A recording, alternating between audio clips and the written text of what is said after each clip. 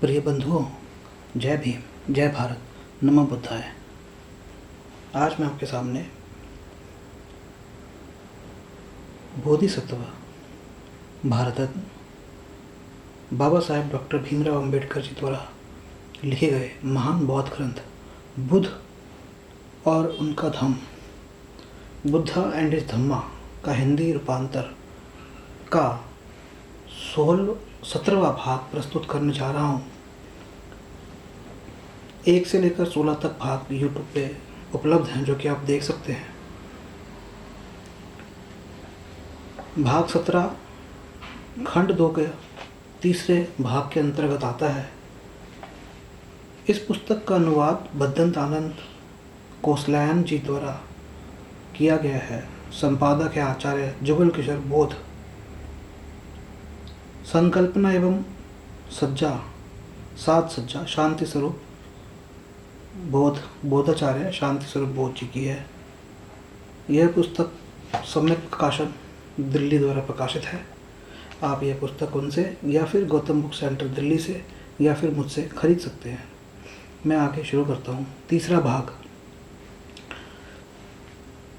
कुलीनों तथा धार्मिक गुरुओं की धम्म दीक्षा। यश कुलपुत्र की प्रवज्जा। उस समय वाराणसी में एक श्रेष्ठी का पुत्र रहता था जिसका नाम यश था। वह तरुण था और देखने में बहुत आकर्षक था। वह अपने माता पिता का दुलारा था और बहुत वैभवपूर्ण जीवन व्यतीत करता था। उसके बहुत से नौकर चाकर थे। उसके अंतःपुर में बहुत सी स्त्रियां थीं और उसका सारा समय नृत्य, गान, सुरापान और काम भोगों में ही व्यतीत होता था। समय बीतने पर उसे विरक्ति की भावना ने आ घेरा। उसकी चिंता यह थी कि वह इन रंगरलियों को कैसे छुटकारा पा सके। जिस जीवन को वह व्यतीत कर रहा था, क्या उससे भी श्रेष्ठतर कोई जीवन मार्ग था? यह समझ पाने में असमर्थ कि वह क्या करे, उसने अपने पिता का घर छोड़ देने का निर्णय कर लिया। एक रात उसने अपने पिता का घर छोड़ दिया और यूं ही भटक रहा था। वह घूमता घामता ऋषिपतन की ओर चल आया। थकावट के मारे वह एक जगह पर जाकर बैठ गया और बैठा बैठा अकेला ही जोर जोर से बड़बड़ाने लगा। मैं कहाँ हूँ? कौन सा रास्ता है? ओह कितनी परेशानी है! ओह कितना संकट है! यह घटना उसी रात को घटी जिस दिन तथागत ने ऋषिपतन में पंचवर्गीय भिक्षुओं को अपना प्रथम उपदेश दिया था। ठीक उसी समय जब यश ऋषिपतन की ओर बढ़ता हुआ, देखिए ये जहाँ पर है ऋषिपतन, उस स्थान को कहेंगे जैसे हम सारनाथ बोलते हैं। ऋषिपतन वह स्थान जहाँ पर धम्म दीक्षा दी गई थी। ठीक उस समय जब ऋषिपतन की ओर बढ़ता हुआ चला आ रहा था, ऋषिपतन में ही विराजमान तथागत बहुत सवेरे उठकर खुली हवा में चंक्रमण कर रहे थे, अर्थात टहल रहे थे। उन्होंने कुलपुत्र यश को देखा, जो दुखद भावनाओं को व्यक्त करके चला आ रहा था, और तथागत ने उसकी दुख भरी पुकार सुनकर कहा, कहीं कोई व्यथा नहीं है, कहीं कोई संकट नहीं है, आ मैं तुझे रास्ता दिखाऊं। और तथागत ने यश कुलपुत्र को अपना उपदेश दिया। और यश ने जब वह उपदेश सुना तो वह हर्षित हुआ और प्रमोदित हुआ। उसने अपने सुनहरे जूते छोड़ दिए और वह जाकर तथागत के पास बैठ गया और उनको आदरपूर्वक नमन किया। बुद्ध के वचन हृदयस्थ करके यश ने तथागत से याचना की कि वह उसे शिष्य रूप में स्वीकार ले। तब तथागत ने उससे कहा, आ और भिक्षु बन, जिसे यश ने मान लिया। यश के माता पिता यह जानकर बहुत दुखी हुए कि उनका पुत्र लापता हो गया था। पिता यश की खोज में निकला। यश का पिता ठीक उसी जगह से गुजरा जहाँ स्वयं भगवान बुद्ध और यश कुलपुत्र भिक्षु वेश में बैठे थे। और वहाँ से गुजरते हुए यश के पिता ने तथागत से पूछा, क्या आपने मेरे पुत्र यश को कहीं देखा है? तथागत ने उत्तर दिया, जाओ आओ, तुम्हारा पुत्र मिल जाएगा। यश का पिता अंदर आ गया और अपने पुत्र यश के पास ही बैठा, किंतु वह उसे पहचान नहीं सका। तथागत ने उसे बताया कि कैसे यश उनके पास आया और किस प्रकार उनका प्रवचन सुनकर वह भिक्षु बन गया। तब पिता ने अपने पुत्र को पहचान लिया। उसे इस बात से प्रसन्नता हुई कि उसके पुत्र ने सही मार्ग चुन लिया था। यश का पिता बोला, तुम्हारी माँ तुम्हारे वियोग के दुख में डूबी है, घर लौटकर अपनी माँ को फिर से जीवन दो। तब यश ने तथागत की ओर देखा और तथागत ने यश के पिता से कहा, गृहपति, क्या तुम यह चाहते हो कि यश फिर गृहस्थी में लौट जाए और पहले की तरह सांसारिक जीवन के विषयों का भोग करे? यश के पिता ने उत्तर दिया, यदि मेरा पुत्र यश आपके साथ ठहरने में ही लाभ पाता है तो वह आपके साथ ही ठहर जाए। यश ने एक भिक्षु ही बने रहना उचित समझा। विदा लेने से पहले यश के पिता ने कहा, तथागत मेरे घर में मेरे परिवार के सदस्यों के साथ सादर भोजन ग्रहण करना स्वीकार करें। चीवर धारण कर भिक्षा पात्र हाथ में ले यश कुलपुत्र सहित तथागत उसके गृहपति पिता के घर पहुँचे। जब वे घर पहुँचे तो उनकी भेंट यश की माता तथा पूर्व पत्नी से हुई। भोजन करने के पश्चात तथागत ने यश गृहपति के परिवार के लोगों को धर्मोपदेश दिया। वे बहुत ही प्रसन्न हुए और उन्होंने तथागत की शरण ग्रहण करने का वचन दिया। यश के 4 मित्र थे जो वाराणसी के धनी परिवारों के पुत्र थे। उनके नाम थे विमल, सुबाहु, पुण्यजित तथा गवामपति। जब यश के मित्रों ने सुना कि यश ने बुध और उनके धन की शरण ग्रहण कर ली है तो उन्हें लगा कि जो यश के लिए अच्छा है वही उनके लिए भी अच्छा होगा। इसलिए वे यश के पास गए और उससे कहा कि वह उनकी ओर से भगवान बुद्ध से प्रार्थना करे कि वह उन्हें भी अपना शिष्य बना ले। यश ने स्वीकार किया और जाकर भगवान से प्रार्थना की, कृपया मेरे इन 4 मित्रों को भी धर्मोपदेश देकर कृतार्थ करें। भगवान बुद्ध ने स्वीकार किया और यश के मित्रों ने भी धम्म में दीक्षा ग्रहण की। कश्यप बंधुओं की प्रवज्ञा। वाराणसी में कश्यप या कहें कश्यप नाम का एक परिवार निवास करता था। उस परिवार में 3 पुत्र थे।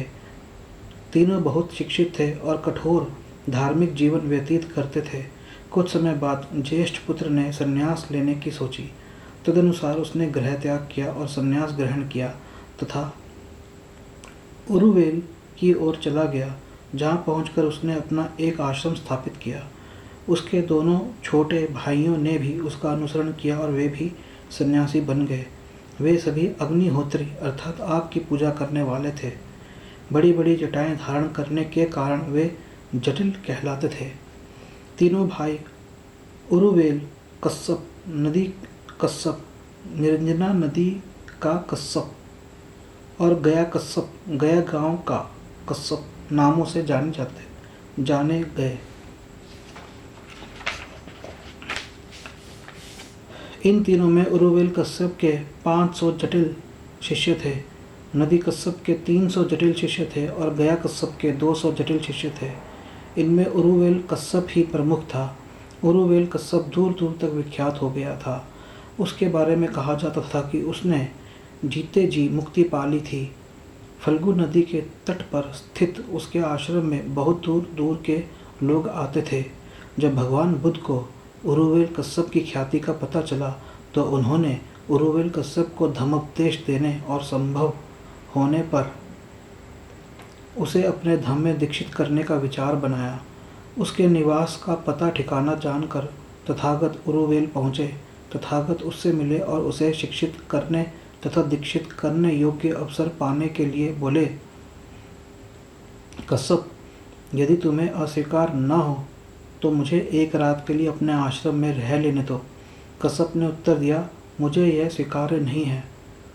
मुचलिंद नाम का एक जंगली हिंसक नागराज इस स्थान पर शासन करता था। उसे भयानक शक्तियाँ प्राप्त है। वह सभी अग्नि पूजक तपस्वियों का कट्टर शत्रु है। वह रात को उनके आश्रम में आता है और बहुत हानि पहुंचाता है।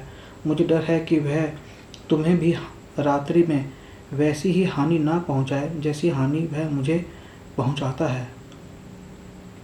कश्यप को यह नहीं मालूम था कि नाग लोग बुद्ध के मित्र और उनके अनुयायी बन चुके थे, लेकिन तथागत इसे जानते थे। इसलिए तथागत ने पुनः आग्रह करते हुए कहा, इसकी कोई संभावना नहीं है कि वह मुझे किसी तरह की हानि पहुंचाएगा। हे कश्यप, कृपया एक रात के लिए मुझे अपनी अग्निशाला में रहने दो। कश्यप बार बार बहुत सी परेशानियां बताता रहा और तथागत बार बार आग्रह करते रहे। तब कश्यप ने कहा, मेरा मन कोई विवाद नहीं चाहता, मुझे केवल डर और आशंका है, किंतु फिर भी आप जो अच्छा समझे करें। तथागत ने उसी समय अग्निशाला में प्रवेश किया और अपने आसन पर बैठ गए। नागराज मूलचंद ने यथा समय शाला में प्रवेश किया, लेकिन वहाँ कश्यप के स्थान पर उसने तथागत को बैठे देखा। तथागत का शांति तथा तेज से चमकता हुआ मुख देखकर मुचलिंद को ऐसा लगा मानो वह किसी दिव्य पुरुष की उपस्थिति में था। उसने सिर झुकाकर तथागत की पूजा करनी आरंभ की। उस रात कश्यप को ठीक ठीक नींद नहीं आई। वह यही सोचता रहा कि उसके अतिथि के साथ क्या बीती होगी। इसलिए वह बड़ी आशंका के साथ भयभीत होकर यह सोचते हुए उठा कि शायद उस रात उसके अतिथि को जला दिया गया होगा। प्रातःकाल कश्यप और उसके अनुयायी देखने के लिए आए। मूलचंद द्वारा भगवान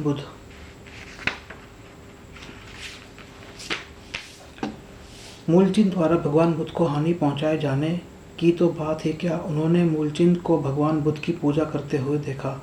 इस दृश्य को देखकर कश्यप को लगा कि वह कोई बड़े चमत्कार के दर्शन कर रहा था। उस चमत्कार से प्रभावित होकर कश्यप ने भगवान बुद्ध से प्रार्थना की कि वह वहीं एक आश्रम बनाकर रहे और वह स्वयं उनकी देखभाल करेगा। भगवान बुद्ध ने वहाँ ठहरना स्वीकार किया, लेकिन दोनों के भिन्न उद्देश्य थे। कश्यप का उद्देश्य था मूलचंद नागराज के विरुद्ध सुरक्षा प्राप्त करना और भगवान बुद्ध सोच रहे थे कि एक न एक दिन उन्हें कश्यप को धर्मोपदेश देने का अवसर मिलेगा ही। लेकिन कश्यप ने कभी ऐसी कोई रुचि प्रकट नहीं की। उसने सोचा कि तथागत केवल एक चमत्कार करने वाले के अतिरिक्त और कुछ नहीं है। एक दिन तथागत ने स्वयं ही पहल करने की सोची और कश्यप से पूछा, क्या तुम अर्हत हो? यदि तुम अर्हत नहीं हो तो यह अग्निहोत्र तुम्हारा क्या कल्याण करेगा? कश्यप ने कहा, मैं नहीं जानता कि अर्हत होना क्या होता है। क्या आप कृपा करके मुझे समझाएंगे? तब भगवान ने कश्यप से कहा, अर्हत वह होता है, जरा ध्यान से सुनिएगा, अर्हत वह होता है जिसने उन सभी मनोविकारों को जीत लिया है जो आर्य अष्टांगिक मार्ग का पालन करने में बाधा पहुंचाते हैं। अग्निहोत्र किसी को पाप मुक्त नहीं कर सकता। अग्निहोत्र अर्थात अग्नि की पूजा किसी को पाप मुक्त नहीं कर सकती। जैसे हम देखते हैं कि भारत में यज्ञ होता है जो कि ब्राह्मणों या कहीं विदेशी आर्यों द्वारा किया जाता है, क्योंकि यह माना जाता है कि ब्राह्मण या कहीं विदेशी आर्यन यज्ञ की पूजा करते थे। तो वही बुद्ध कह रहे हैं कि यज्ञ से पूजा करते हैं, अर्थात अग्नि की पूजा करते हैं। अग्नि की पूजा से पाप मुक्त नहीं हो सकते। कश्यप यूं तो अभिमानी व्यक्ति था, लेकिन उसने तथागत के तर्क की शक्ति का अनुभव किया। उसने अपने मन को सुस्पष्ट तथा समर्पित करके अंत में उसे इस योग्य बना लिया कि वह धम्म को स्वीकार कर सके। उसने माना कि उसका अल्प ज्ञान संसार ख्याति के ज्ञानी भगवान बुद्ध की बराबरी नहीं कर सकता था। उसने माना कि उसका अल्पज्ञान संसार ख्याति के ज्ञानी भगवान बुद्ध की बराबरी नहीं कर सकता था, और इस प्रकार अंत में सभी संदेह को मिटाकर उरुवेल कश्यप ने तथागत के धम्म को स्वीकार किया और उनका अनुयायी हो गया। यहाँ पर मैं जो मेरे को एक तथ्य पता लगाया हुआ ये है कि 90% ब्राह्मण बौद्ध बन चुके थे बुद्ध के काल में। अपने गुरु के अनुगामी बन कश्यप के सभी शिष्यों ने भी विनम्रता पूर्वक सद्धम ग्रहण किया। इस प्रकार कश्यप और उसके सभी शिष्य दीक्षित हो गए। तब उरुवेल कश्यप ने अग्निहोत्र के अपने सभी बलि पात्र आदि उठाकर नदी में फेंक दिए, जो नदी की धारा के ऊपर पानी में तैरते हुए नीचे की ओर बहने लगे। नदी कश्यप और गया कश्यप ने जो नदी के नीचे की ओर रहते थे, अग्निहोत्र के सामान और वस्त्रों को नदी में इधर उधर बहते जाते देखा तो वे बोले, यह सारा सामान हमारे भाई का है, उसने इसे क्यों फेंक दिया? कोई ना कोई असाधारण घटना घटी होगी। वे बहुत दुखी हुए और बेचैन हुए। उन्होंने अपने 500 अनुयायियों सहित वे अपने भाई से मिलने के लिए नदी की धारा के ऊपर की ओर चल पड़े।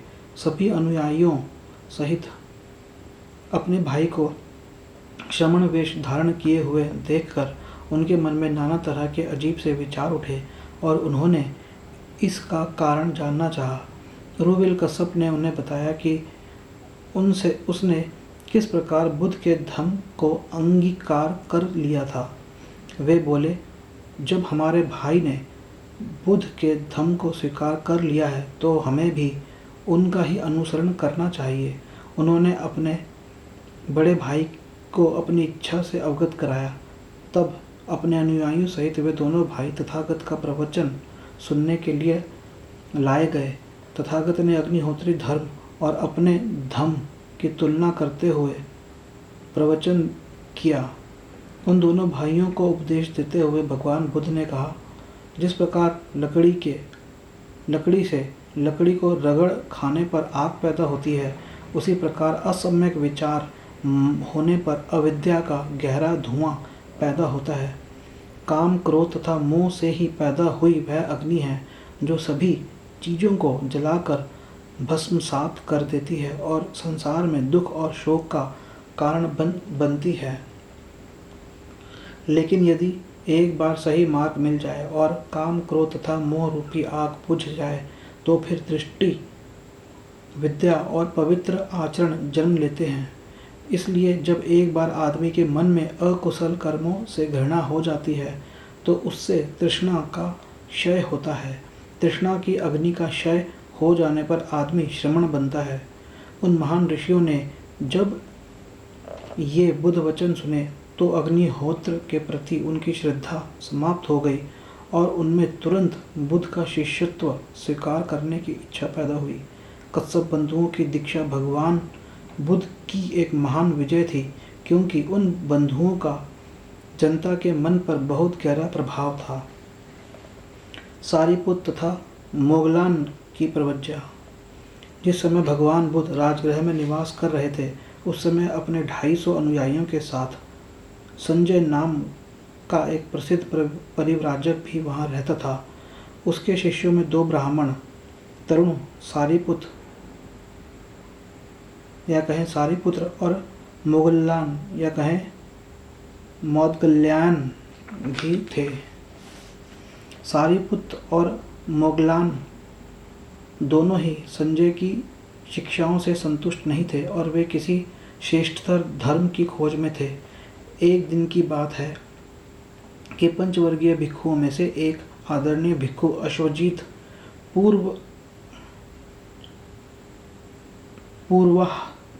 पूर्वाह्न ने अपना चीवर पहन तथा पात्र हाथ में ले भिक्षाटन करने के लिए राजगृह नगर में प्रविष्ट हुए। अश्वजीत या कहें असज्जी का गौरवपूर्ण आचरण और चाल देखकर सारीपुत्र बहुत प्रभावित हुए। आदरणीय अश्वजीत को देखकर सारीपुत्र ने सोचा, निश्चय ही यह भिक्षु उन भिक्षुओं में से एक है जो संसार में श्रेष्ठ है।